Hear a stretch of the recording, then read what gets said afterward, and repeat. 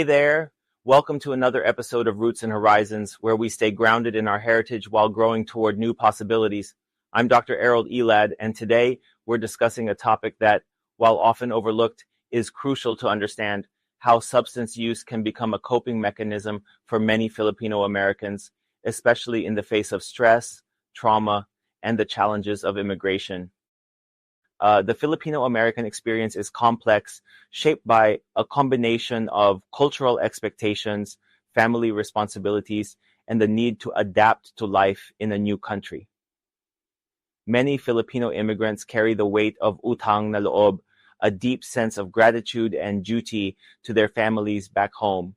This can mean sending money to loved ones in the Philippines, working long hours to achieve success, or balancing the desire to fit into American society while maintaining Filipino cultural traditions. These pressures can be overwhelming and, for some, lead to feelings of isolation, anxiety, and stress. In addition to the individual challenges, many Filipino-American families experience what's known as bayanihan, or communal spirit, where the responsibility for helping one another often falls on a few.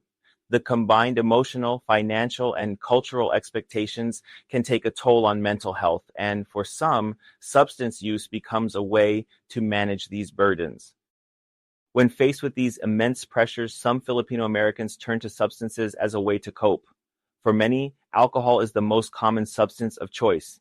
It's often seen as a way to unwind after a stressful day or as a social activity.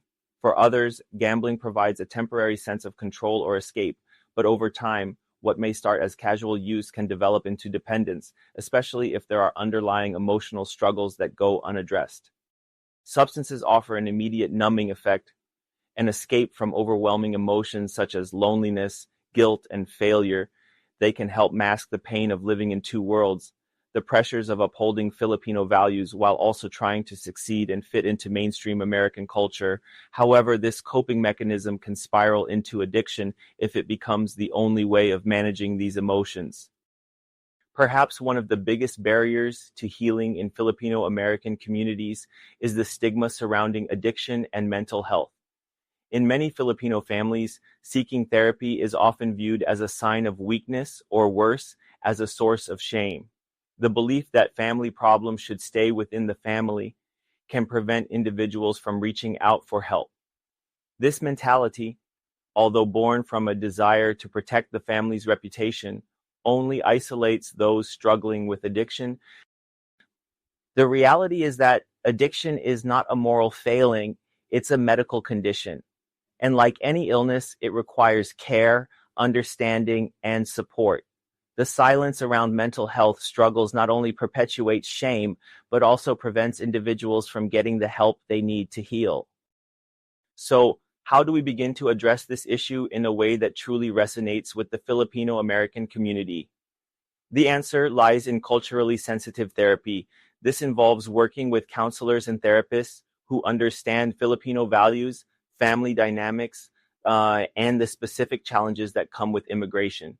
It's about creating a space where individuals feel safe to discuss their struggles without fear of judgment or dishonor. When therapy integrates cultural understanding, it becomes more than just a clinical process. It becomes a compassionate journey of healing.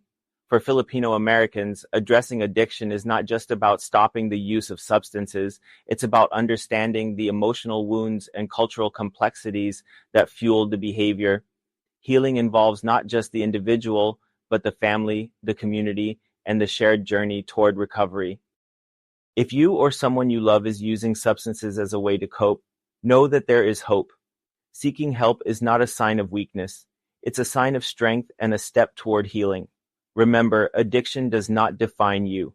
It is a part of a larger journey.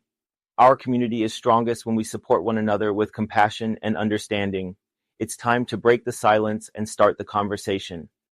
Thank you for joining me on this episode of Roots and Horizons. If this conversation resonated with you, share it with your friends and family. Let's keep the dialogue going and create a stronger, more supportive environment for those struggling with addiction in our community. Until next time, stay grounded, stay open, and keep growing toward new possibilities.